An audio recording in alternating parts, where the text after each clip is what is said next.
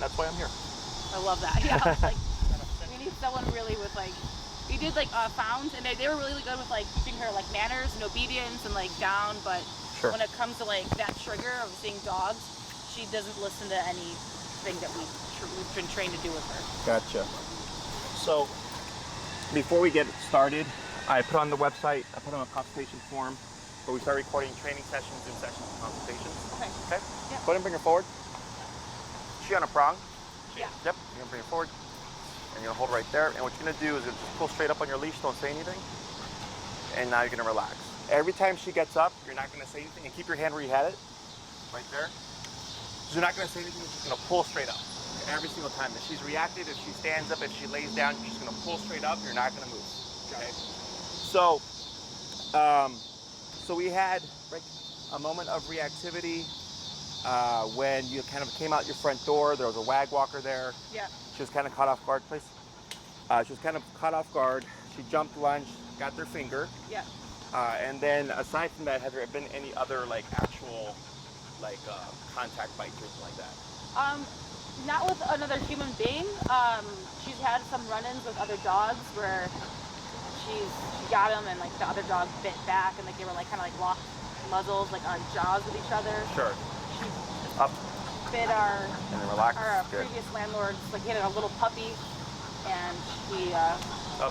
it, like ran towards her. It wasn't on a leash and like ran Relax. towards her and she bit it and like knocked one of its teeth out. Okay. But before that, like that's when we first got her, like adopted her. Up. But every time she sees a dog, Good. we were told to like kind of like pull her up and like choke her out because she like won't stop squirming and trying to fight back. So Choke her out on the prong collar? yeah, that kind of like lift her up more. Okay. Was that from the previous training? Yeah. Okay. Anything else?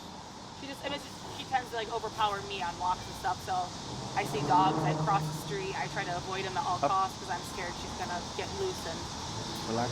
get into a scrap. Sure. Up. Relax. Okay. When people come into the home, any tension there? Big time. Big time? Yeah. It's always a rush by her, basically on no matter whoever it is. Being vocal too. Not barking or showing teeth, but like a growl. Okay. I can tell her to, house or go lay down or whatever, and she'll do it. But then, she's always trying to get out and everything. Sure. If she got the chance, we don't want to see if she would. Yeah. Make contact. Up. And relax. Good. Does she have any people she trusts outside of you guys? Sometimes like if we'll have like my best friend, like if she'll come over, like anyone that comes over, I'm like, just don't touch her, don't ignore her, like she just wants to sniff you out and see that you're not a threat to her or anything, or to us. Eventually everyone ignores her and she'll calm down a little bit. She'll like bring her ball to like for them to throw. But no one that she immediately is like just good with right off the bat. Okay. Just us two, yeah. Sure. It Take some time. Yeah. The previous training, that was a boarding train? Yes. Okay. She was there for 2 weeks. How was she with the handlers and stuff? So our first one was just a couple months after we adopted her. So we got her, she was 6 months old, somewhere around there. Sure. We sent her off for a couple weeks. She had some problems, but they were much lighter in her mind, I feel. And I think, it kind of just kept progressing with her. We were doing fight work with her. Okay. Which she loved, and I don't know if that did something with her drive, and she got here, but she's kind of just accelerated over the years. Sure. We went out of town for a few weeks in the end of 2019, and we left her with the trainer that she did her fight work with. Stayed at home with him, did the whole thing. He's got a couple mouths. They didn't befriend each other, but she kind of tolerated them. Sure. He got to the point where he could pet her and everything, but that's the only person I've ever seen do it. Okay. Whose idea was it for the bite work? Theirs, kind of. Like she's been there a few times. They're like, maybe with some extra training and the bite work, it'll help some of that anxiety that she has. And it didn't. I said, yeah, it's like I'm it almost made it worse, you know? Yeah. I just had that conversation earlier, literally with another consult. Oh, okay. So, the thing with bite work is, and I'm assuming you don't do this anymore. No. We don't. Okay. How long, or how, like did she go for 6 months, once a week, or was it like? We did once or twice a week for About a year, yeah. A year. And a half. Okay. Yeah. probably 2. So what happens with protection and or bite work, sport work or whatever, is once you turn a dog on, it's like, it's a necessity. Right. You can't just start it and stop it. So like when people, like I get, every now and then I get a call for protection work because I did it 10 years ago, I studied it and stuff. Okay. That's not my thing. My thing is fixing stuff. And it's usually somebody from the south side, you know, like, hey, I got a pit. Make my pit aggressive, you know, Right, or like I got a Corso. I'm like, it doesn't work that way. There's more to it. Right. Because they're thinking I got this power breed and I'm gonna make it a protection dog. Sure. And then I'm like, well, once you do this, this is a lifelong thing. You just cannot stop it. And one, if the dog really does enjoy it and has drive for it and stuff, they go crazy because they're not getting that outlet anymore. Sure. So even like the older dogs, at least once a month, you'll see people like out with like a 10-year-old sport dog because it's got to have the outlets. Yeah. Okay. So for other dogs, so I'm assuming from the get-go she already had like these behavioral issues, right? Is when we get a dog with behavior issues, one of the most common things that like a sports dog trainer or bite work trainer might say is like it'll help build their confidence. And if they're more confident, then they can like tolerate life. That's what we were told. There's different confidences. So I play music. I'm a guitar player. But you put me in front of a crowd, no confidence. Sure. Put me in front of people with a dog with problems, lots of confidence. I've been doing this for 10 years. Okay, and I've been playing guitar for like 13 years.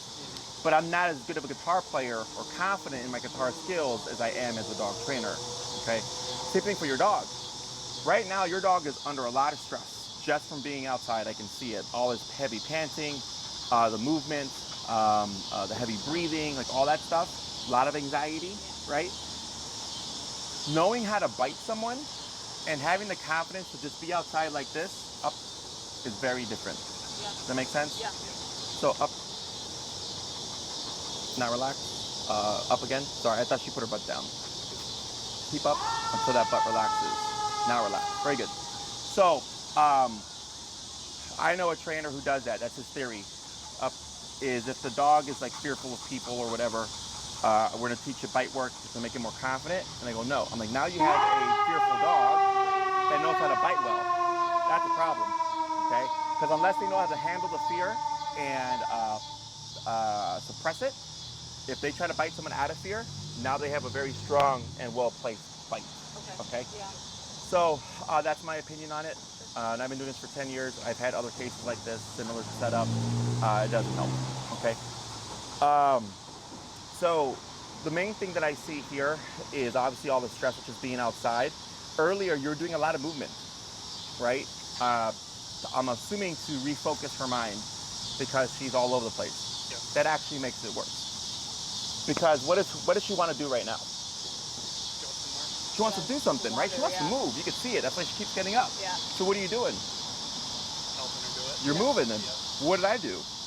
Had her stay still. I went the complete opposite, Yeah. right? So I go the opposite more often than not to the dog. Up. So when the brain wants to move, I make the brain sit still. When the brain wants to sit still, I make the brain move. Okay? So it's the same thing for like humans. Like if a lot of people avoid problems and they always avoid the problem and you help them avoid the problem, we're not helping them handle problems. Sure. You have to teach them how to confront the problem. Does that make sense? Yeah. You have to go opposite to what your brain wants to do. So same thing here, we're going opposite.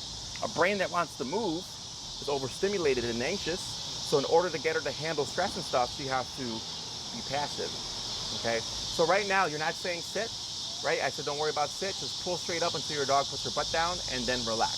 Yep. So what you're doing is every time that brain revs up and you pull up, you're putting the brakes on it and you're having her settle.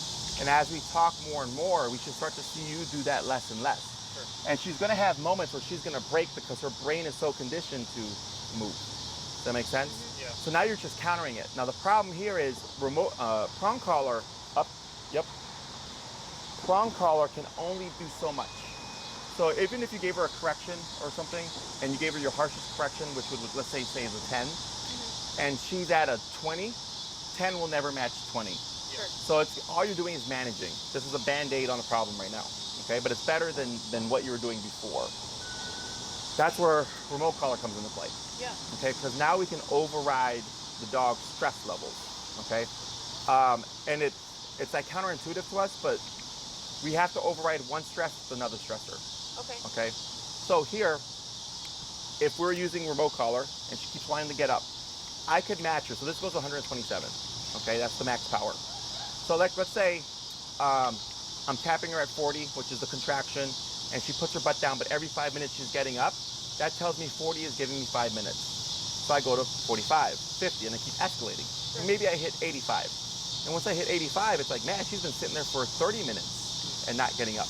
Because now the brain goes, well, I don't want 85. Right. So she has to counter herself, but she's countering herself because she has something more worrisome. Sure. Does that make sense? Yeah. So dogs are physical animals. They nip and bite each other. They don't console each other. They don't give each other medication. They don't do anything like that. If a dog goes out of line, another dog will just nip and or bite that dog to correct them. That's all it is. So it's physicality. So in essence, we're using physicality back, but we have to do it correctly. It's not just come in and max out your collar and try to make her sit still. It has to be layered in correctly. Yeah. But you have to also be willing to go to the level needed. So most trainers talk about low-level e-collar. So mine goes to 127. An example would be you need to train your dog at like 8 out of 127. We have one. I brought it with, and I'm Sure. the one that you're familiar with it. Sure, that's Okay. e-collar Technologies. Yeah, right. So this here, in my book, is meant for like a 35-pound dog and under. Okay. Okay, so that's not going to be enough output, in my opinion. Cool. Sure. Okay, and I'll help you with all that stuff, and I'll explain all that as well. Okay. So let's say on that collar, right? You're working with the trainer, and you're working like at an 8. I know mosquitoes are bad right now. Is unfortunately for the human, it gets them really paranoid about like working at these really stupid low levels. Right. But the problem is, if you go in a setting like this, 8 probably isn't going to work. But the human gets stuck on the 8, Yeah. and it's not getting anywhere. And my theory of training is as high as needed, but as low as possible. Okay. So if I have to be at 85 in order to get her to hold that butt down, it's as high as possible, as high as needed, but I'm keeping it as low as possible, right? So ideally, I don't want vocalization. So my theory is like if your dog is yelping, you're too high. If your dog isn't listening, you're too low. Somewhere in the middle. So that number could be any range between 0 to 127. She decides. Because if I tapped her at a 15 and she responded and did everything perfectly and I had no reactivity and no lunging, I'd be at 15. Yeah. There's no need to go to 85. Right. But if she's blowing past 15, screw 15, I'm going to keep going up, until I find a number that gets her to keep herself in check, okay? So,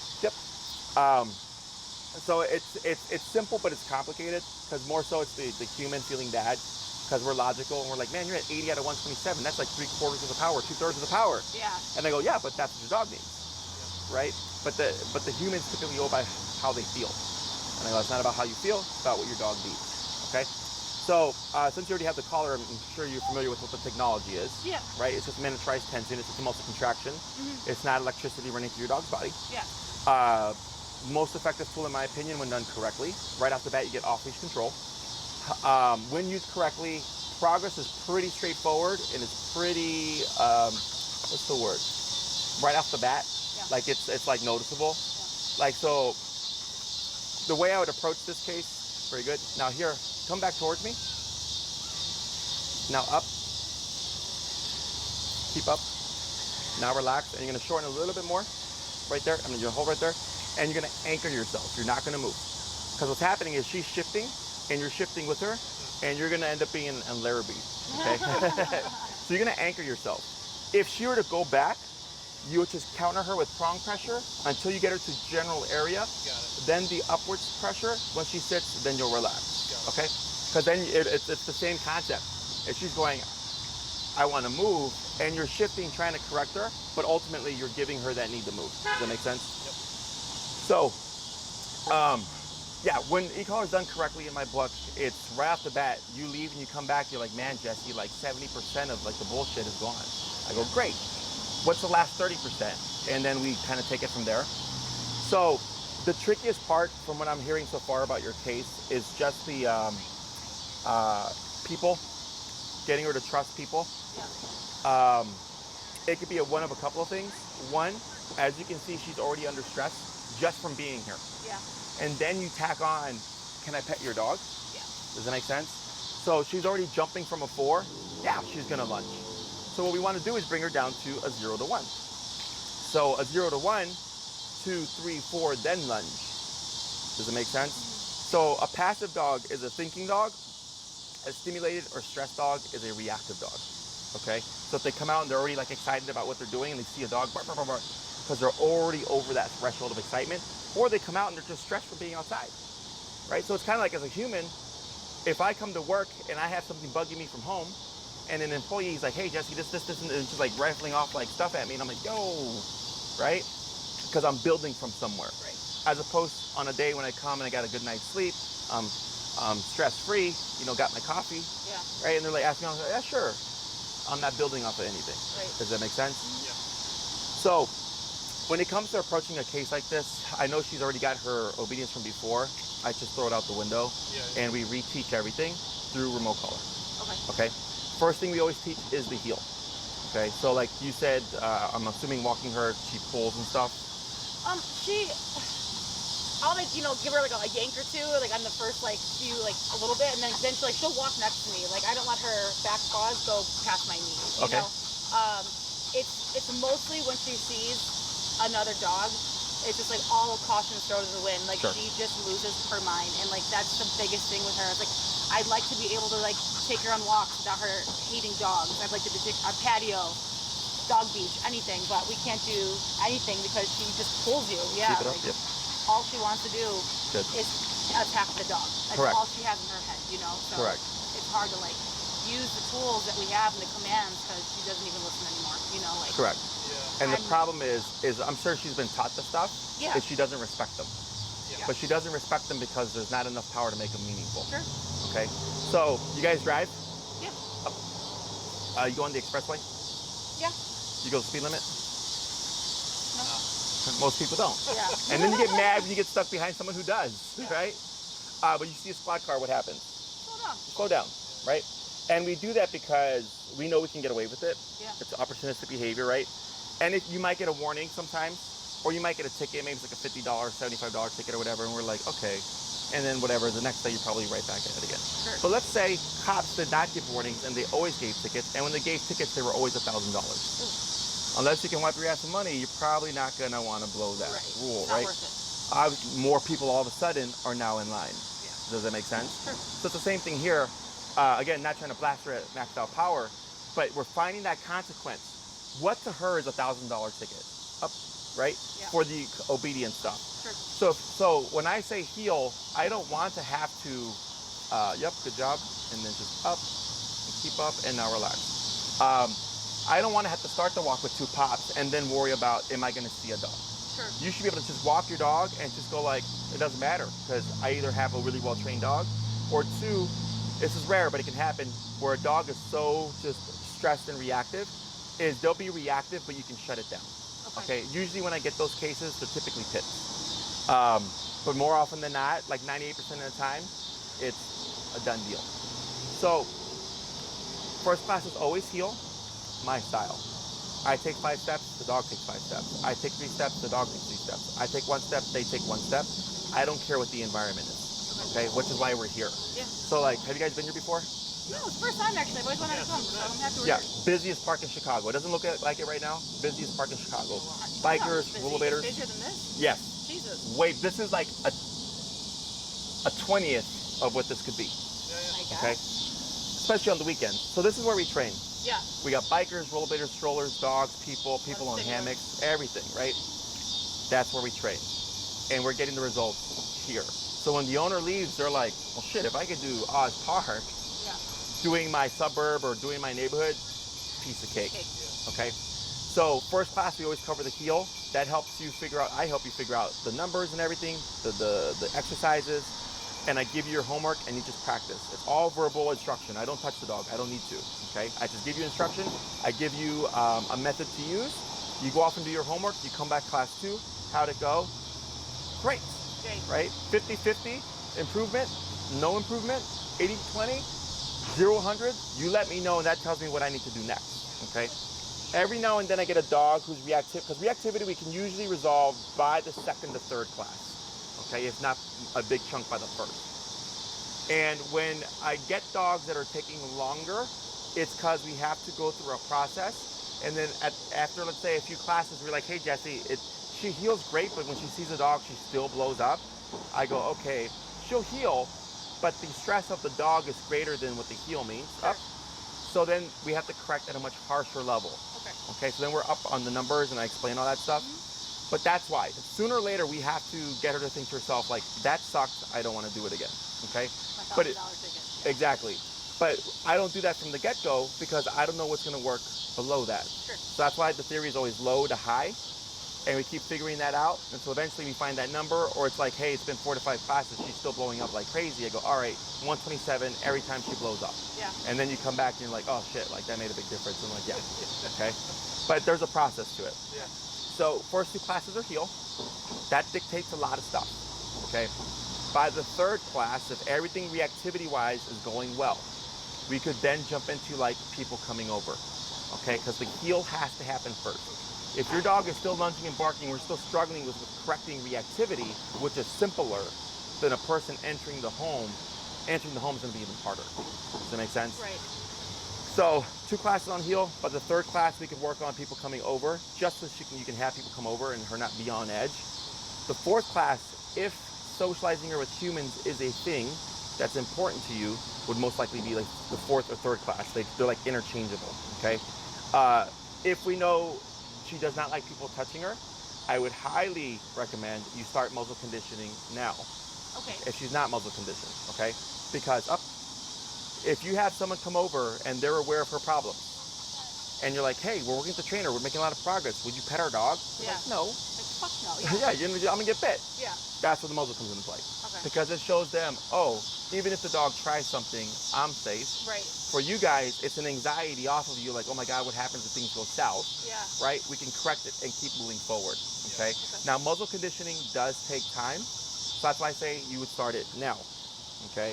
Because some dogs are 1 day great with the muzzle, some dogs could be 2 months. Yeah. So if you start it now, and then you were to start training in a month or whatever, and we're needing it by the 3rd class, well, you're at least got a month and a half of conditioning in, as opposed to doing it the night before like a high school project. You know, because a lot of people do that. I tell them all the time, condition now, and then they show up to training, I'm like, all right, we need that muzzle. They're like, uh-oh, I haven't done anything with it. I'm like, well, now we're gonna have a problem. So when you say condition with the muzzle, that's just like Food. Okay, so the little treats through the muzzle, like around the house, on walks? Yep, having her wear it, get used to it, so it just becomes like another collar that she wears. Okay. Okay, so it's not difficult, but it does take time. Yeah. Okay, so I would say start that now. We use the Baskerville brand of muzzle, which that's what you have? Yeah. Perfect. I started with the... Beautiful. Okay. All right, so we already got that down. So now it's just conditioning to get her comfortable with it. Even if you think she's like decent with it, just still do it. Okay. Because what happens is, she's already stressed as it is. The e-collar is a stressor. Sure. The muzzle is a stressor. The person trying to touch her is a stressor. So you have all these things going on. So if we're going to at least remove one thing like the muzzle, just makes everybody's life a bit easier. Sure. Okay? So yeah, that would be like the 3rd or 4th class. And it's really just, this is what you do, and you do it.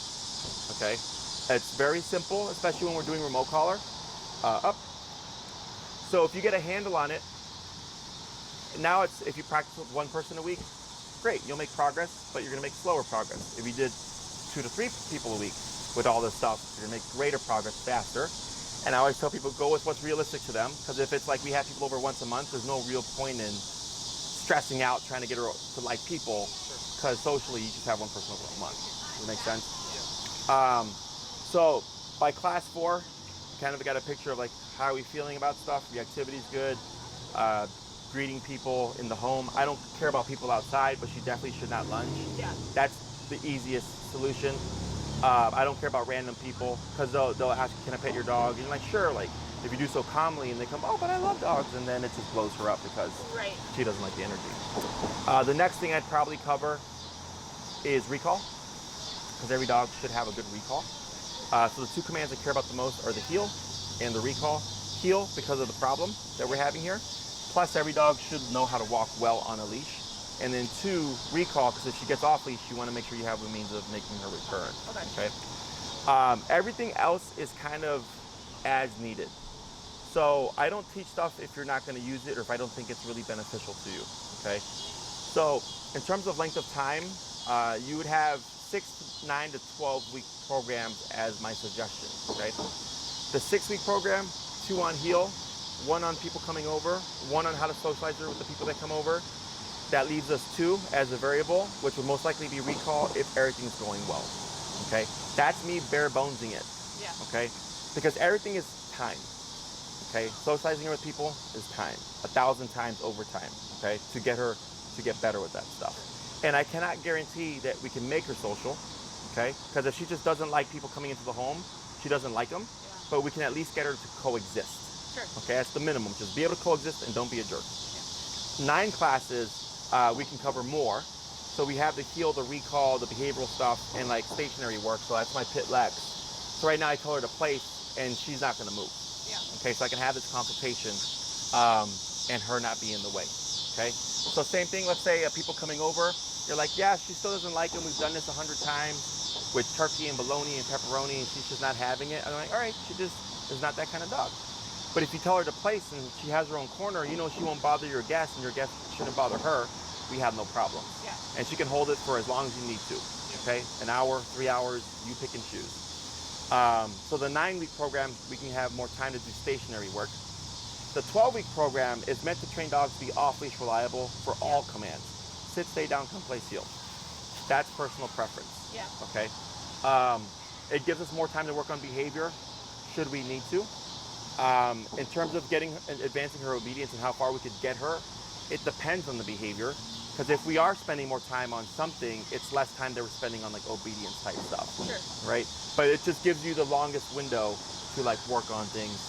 And then it's just practice until you get her to the point where you want her to be. Okay? Questions on any of that so far? Yeah. Going back to the collar. Yeah. So that brand of collar is a good collar. Yeah. I used to use them. I stopped using them early on in my career because I had 3 aggression cases and they were all getting worse. And they were all on that collar. And then I switched to Doctra and all of a sudden I started making progress. Okay? What do you think the difference was? The way it comes across is different. These are sharper, whereas this is duller. Okay? Oh, okay. This has 127 levels, that has 100 levels. Yeah. So I get 27 more little nuances. Yeah. Also, the output on those is not that strong. Okay, so that's why I was like, that's a 35-pound dog kind of collar. Yeah. So if you had a smaller dog, I would say, sure, no problem. But because we have the aggressive or defensive issues, plus she's larger than 35 pounds, obviously, I would put her on the Doctra Black Edition, okay? It's the highest powered collar. It's meant for 70-pound dogs and over. She's probably at, what, 50 to 60? No, yeah. She's 73. She's 73. Okay, she fooled me. So she's right over that cusp for the 70-pound dog. Yeah. And the reason why I do that is with her stress levels, you also have to have power to override the stress levels. Right. Plus you have to account for that she's got that thicker coat. So all of these things are things that I factor in when I'm dealing with these issues. So if I see a dog with a thick coat, high anxiety, high anxiety, you know, defensiveness, reactivity, I'm thinking I want to make sure I have enough power to shut all that crap down. Yeah. Okay? So that this way, because it can happen where you'll be stuck and you'll be maxed out in your collar and the dog will just keep going. Okay, and you'll see the muscle moving and they just keep going. Okay? So with the Doctra Black Edition, you wouldn't have that concern. Okay? You can get them on Amazon or you can get them through us. I don't care. I just care that you do get the correct collar. Okay? And Maria will send you the information as well. Okay?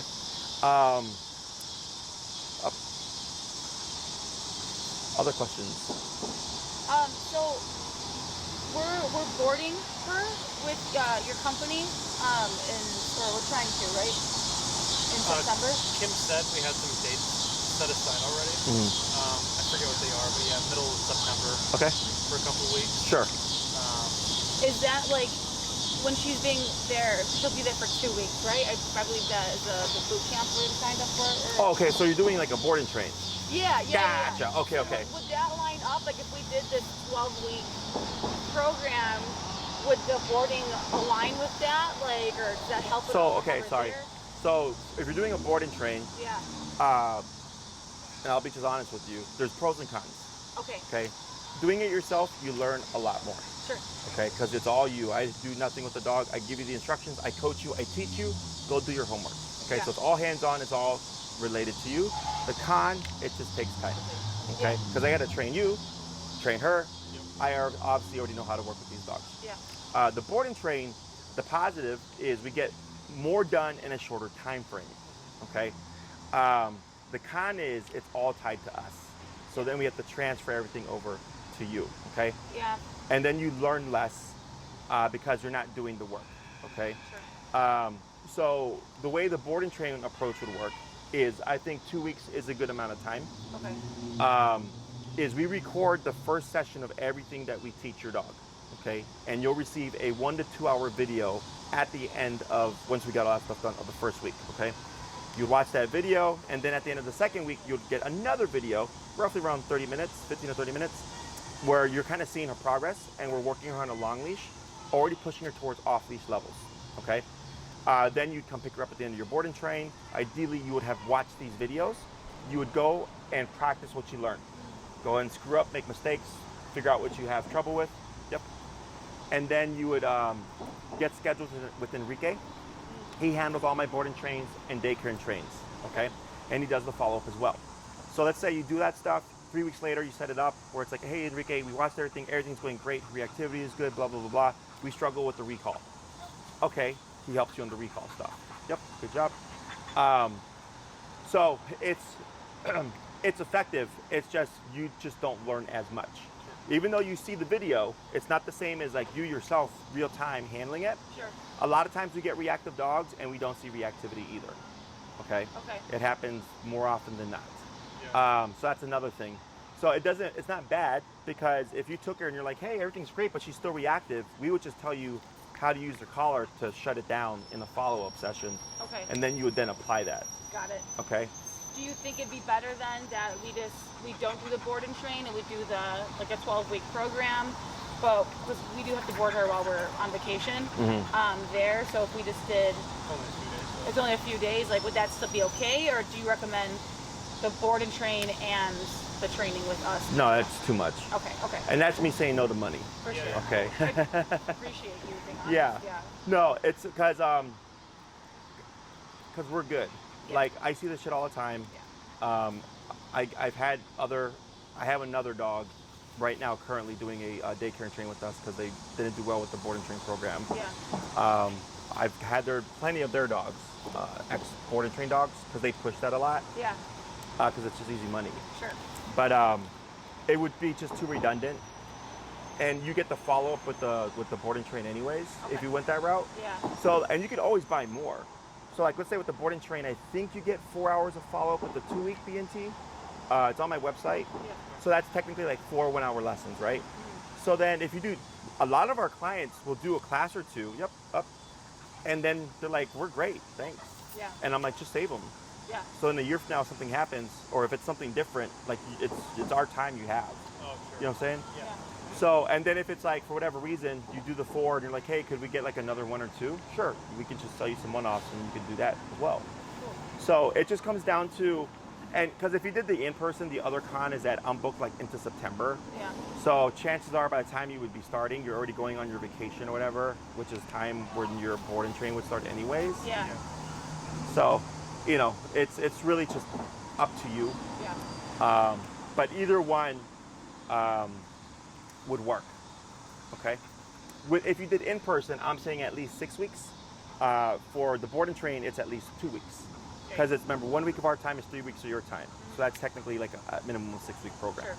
Okay? Okay. And we do cover all 6 commands: sit, stay, down, come, place, heel, within the 2 week program, even a 1 weeker. Yeah. It's just with the 6 week, I'm trying to educate you with all this stuff, okay? Because we got to take it back home, when you're not around. Right. Us, right? We got to be the trainer. So. And then if you did the board and train, you can also do a follow-up for the in-home, like people coming over, because we can't do that obviously at my space, but we can still, that can still be a part of your board and train program as a follow-up lesson. Okay. Okay? The how to socialize, you know, I could talk to Enrique and we can make a video on how we would go about it, because that's what I would do. Yeah. I would just show you, and I would just talk to Enrique and tell him like, hey, they want this because they want to be able to socialize their dog. And it's like a 10 to 15 minute video that he would just tack on to yours. Cool. Okay. Other questions? So when she's all done with this, do you advise her going back into doing bite work since she enjoys it, or is that we'll see how things go, or It comes down to no? how everything works all together. The one thing about doing bite work is, the way I was trained at least, my mentor would never do bite work with the dog on a prong collar. Because if you lose control of your dog and they're full-blown aggression, you're not stopping them with a prong collar. Yeah. I mean, we even get dogs where we have a hard enough time stopping with the e-collar, you know? And we get some dogs where we have to have 2 e-collars going off at once, because like Rotties, because they're so powerful and they Yeah. get so aggressive and they're 150 pounds, you sometimes need 2 collars to get them to just back off. Right. Yeah. So my thing would be, if you did bite work, I'm not sure if they have other trainers there or if they have people that allow you to do remote to disengage the dog, but you can use remote with bite work. You just have to have the right Yeah. education, because some places frown upon stuff. Sure. You know, that's just their style of training. Totally. So that's where I don't know. Okay. Okay. Yeah, I only asked. Our vet is across the street from. Well, we went to Heel, which is across from Yep. town. We drive over there. She knows where she's at. She's stoked. Mhm. We haven't brought her over there for since before the pandemic started. So just general curiosity. Yeah, so what For you could limits. do is do the training, complete the training, take some time to make sure you understand all the concepts and your confidence is up. Once you're like, hey, like, e-collar, like, fuck yeah. Yeah. You could go do a test run, okay? And then you come back, and let's say during that week after your bite work, all of a sudden she's super edgy and it's hard to keep her under control or something. Then I would say you're working against yourself. Yep. Now, can it be done? Yes, but now you would need to be able to work her with this so that you get the good balance of like the intensity and the drive of bite work, but at the same time going to normalcy when we're out Sure. in public like this. Yeah. Okay. You know, because yes, they're enjoying it, but they're also going under stress Sure. during bite work. So, you know, and she's already obviously on edge. That I see a dog like that, and my opinion is I don't want to put more stress on them because Right. they have a hard enough time as it is. Totally. Sure. So, but yeah, that's how I'd go about it. You know, do your training, get to a point where you feel really good, revisit it, and if everything is keeping its balance and you're feeling good, no reactivity, okay with people or at least coexisting with people, then you're fine. Yeah. Okay. Got it. Other questions? Do you think, because she was an anxious, like, or do you think she's just overall an anxious dog? Yes. Or, like, so that's never going to go away? No. Okay. So we cannot make her unanxious, but we can teach her how to handle anxiety better. Got it. Right? So we have fight, flight, avoidance, submission. Right? Those are our 4 stress responses. And then there's like subdivisions like anxiety, fear, nervousness, aggression, how I kind of look at it. So like when it comes to her anxiety, if she's choosing the fight response, which is reactivity and or lunging when she like comes out of a threshold and sees a person or whatever, that's not healthy. Yeah. Right? In her world, at least in our world, because you get sued, like earlier we were talking about, right? Like liability with that stuff. Right. That's why it's not healthy. But in the animal world, like that's just how they do stuff. Sure. Yeah. You That's know? normal for them. Exactly. So what we can do is at least for one, teach her avoidance, Yeah. where she's like, hey, I don't like that dog and I really would like to bark at him, but instead I'm going to pretend they're not there and I'm going to look the other way. Oh God, that was perfect. Okay, that, like we whenever we deal with like any kind of aggressive or defensive response, we always want to see avoidance first. Yeah. Because if we don't see avoidance, that means the dog doesn't care. If the dog doesn't care, then they keep performing the behavior.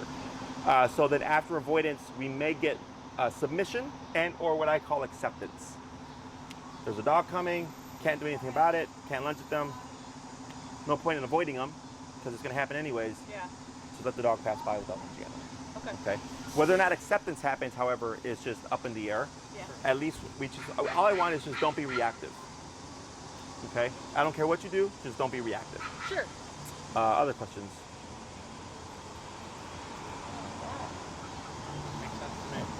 Yeah. If you'd like to see like how this works, I have a dog that I trained named Lake. If you go to my YouTube channel where all our videos are, and you can either search Lake, or if you go to my playlist client and dog training highlights, you'll see it where it says Lake 1 class turnaround or something. Yeah. Oh, this guy's got his dogs off leash. He's here every day. Yeah. Yeah, it's like 1 class turnaround or something, and you see where they show up to my facility, and she's like lunging and barking and like this, overly stressed, and then can't be touched, same kind of deal, and then within like 30 minutes or so, you just see her calm down, and then I touch her and nothing happens. Yeah. And they're like, holy crap, like that was like how? I'm like, because now she's not here, now she's here. Yeah. So now the dog's not building off of stress, so I can actually make contact with her. Sure. You know, so you get to see the process, and her videos are up as well, and they're uncut, like lesson 1 and 2, where you can just see the process and how it works, just to kind of give you an idea, if you'd like. Yeah. Okay. For sure, absolutely. Because it's all about seeing stuff. Watching lesson 1s are always great because no one knows what they're doing but me or Enrique. Or if you see the board and train, it's called week 1 explanatory sessions, and you'll see Enrique working a dog through a bunch of stuff. And it's the same thing if you did the board and train. It's the same video that you would get, but it would be your dog. Got it. Okay? Yeah. Other questions?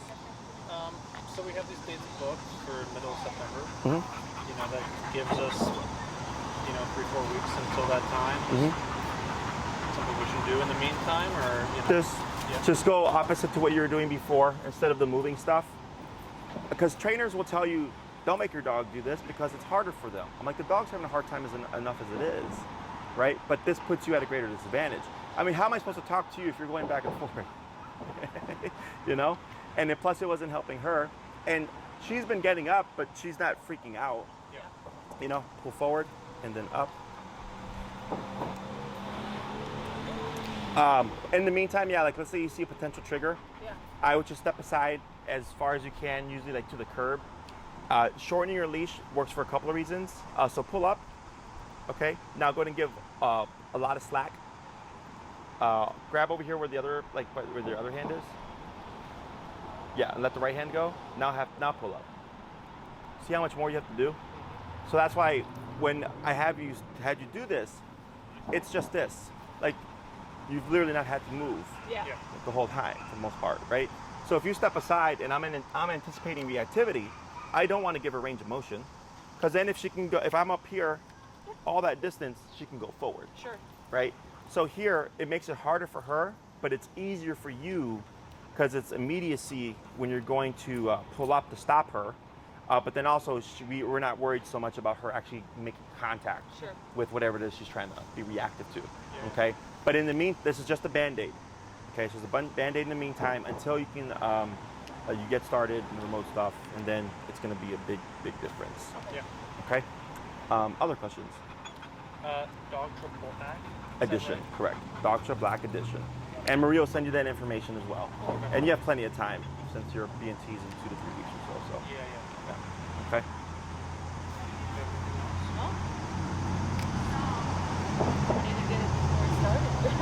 Okay.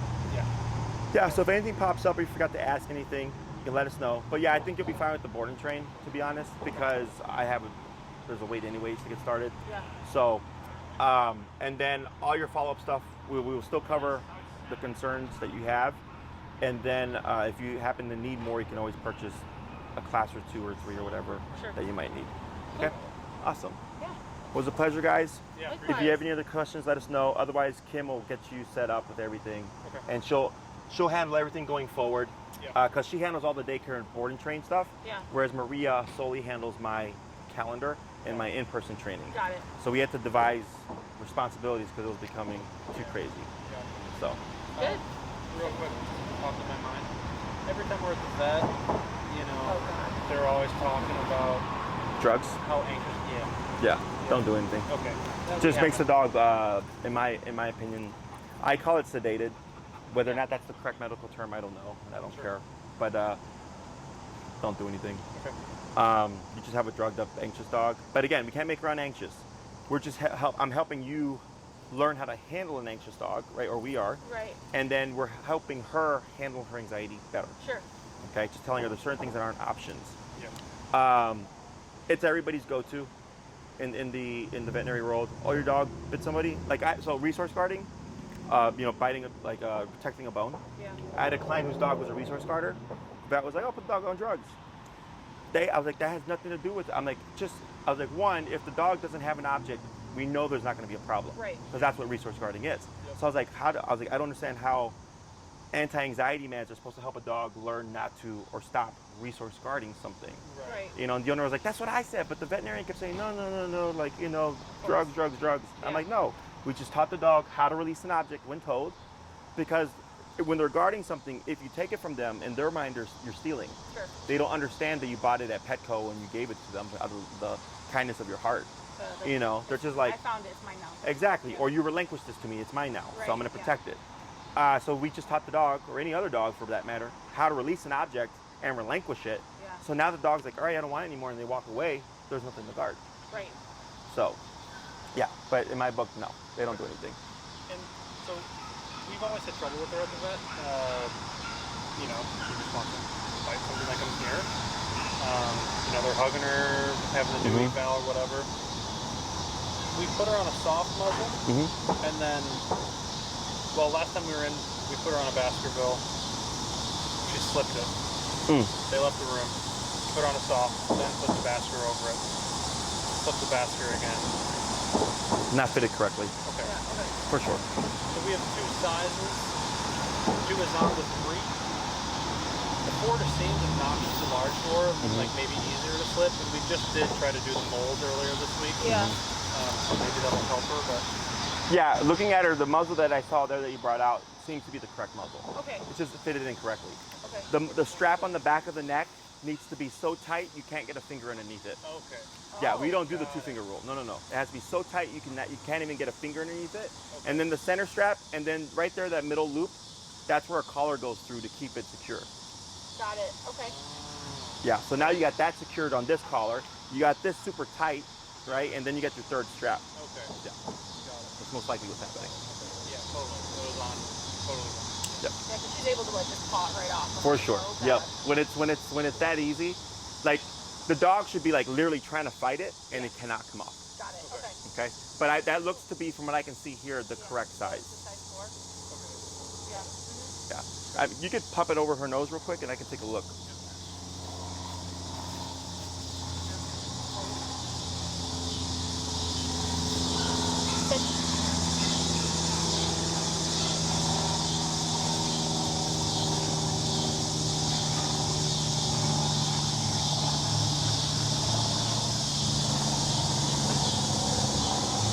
Yeah, the 4 looks. That's a 4. Yeah. That looks correct. Okay. Yeah, I don't think a 3 would be way too tight. I don't think she'd even be able to open her mouth with that. Yeah, so that's good. So it's just tightening up that strap that goes behind the ears, so that she can't. It's so tight you can't even get like a finger underneath it. Okay. Other questions? Okay. So if you've got to ask anything, just shoot us an email. We'll get in touch with you. Otherwise, we'll get you the information that you need for like the collar and stuff. Okay. And then Kim will get you situated for the boarding train and everything like that. Got it. Okay. Awesome. Awesome, guys. Yeah. It was a pleasure meeting you. If you need anything else, let us know. Yeah, thank you so much. You're welcome. Yeah. Hey.